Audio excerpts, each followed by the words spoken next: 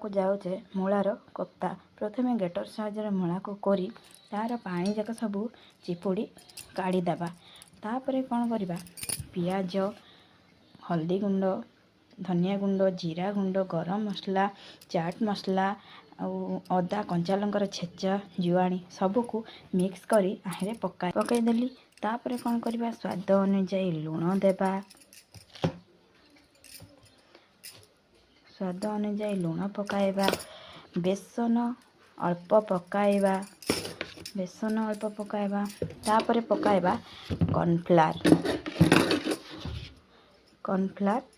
पकाइबा। पकाई आकु गोटे डो हिसाब रे आकु चकड़ी डो सेप करवा।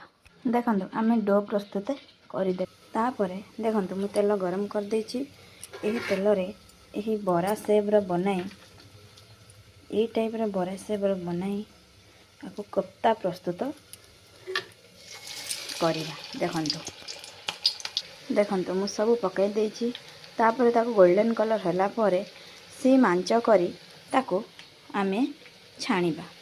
देखंतु आमर कोफ्ता गुड़ाक सब प्रस्तुत हो जाए। तापर कड़ाई बसई ताहिरे तेल जीरा आउ तेजपत्र देबा। टिके तेजपत्र फुटी गले जीराटा फुटी ताहिरे देबा पियाज।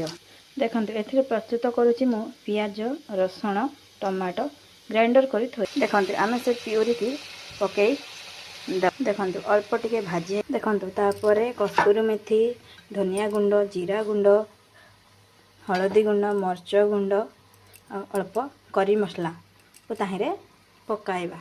देखंतु अल्प पानी दे ताकु भल भाव रे कसीबा। मसलाटा हे गले